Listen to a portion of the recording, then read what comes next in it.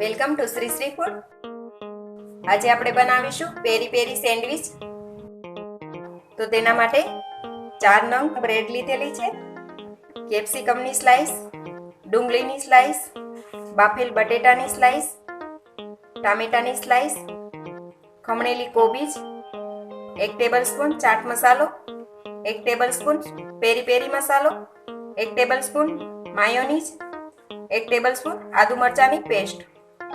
હવે એક cutting board લઈ તેની ઉપર સ્લાઈસ લઈ અને આ રીતે આ વાટકીથી કટ કરી લઈએ. બ્રેડને આપણે રાઉન્ડ શેપ આપી દઈએ. આ રીતે આપણે બધી સ્લાઈસ કરીને તૈયાર કરીશું.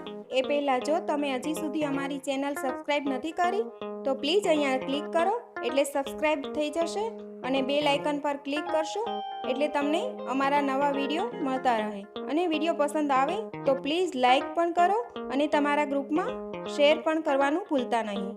હવે બધી સ્લાઈસ તૈયાર થઈ ગઈ છે. હવે એક સ્લાઈસ લઈ તેના ઉપર મેયોનીઝ લગાવી દઈએ. આ રીતે આખી જ બ્રેડ ઉપર સ્પ્રેડ કરી દઈએ. આ રીતે બ્રેડ કટ ન કરવી હોય તો આખી બ્રેડ ઉપર પણ કરી શકાય છે. હવે તેના ઉપર પેરી પેરી મસાલો સ્પ્રિંકલ કરીશું.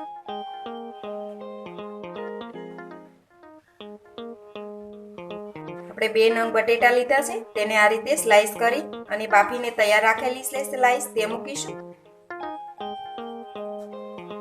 કેપ્સિકમની સ્લાઈસ, ટામેટાની સ્લાઈસ,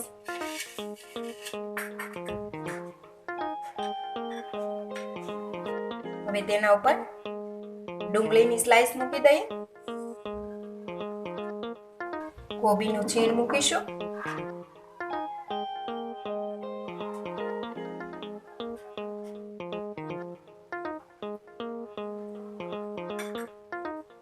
ચાટ મસાલો સ્પ્રિંકલ કરીશું. આપણા ટેસ્ટ મુજબ ચાટ મસાલો એડ કરીશું.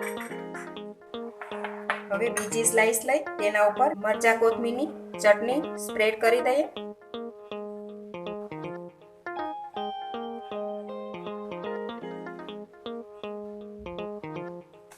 હવે ઉપર ચીઝ ખમણી દઈએ.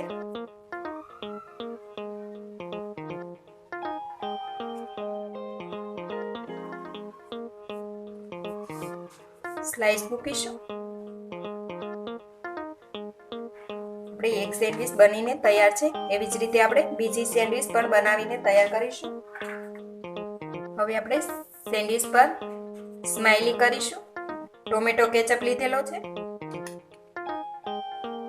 એવી જ રીતે બીજી સેન્ડવિચ પણ કરી દઈએ.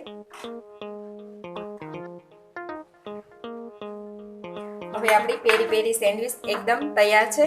તેને આપણે સર્વિંગ પ્લેટમાં લઈ લઈએ. તેને મેં ટોમેટો કેચઅપ સાથે સર્વ કરેલી છે. તો આ સેન્ડવિચ ખૂબ જ ટેસ્ટી લાગે છે.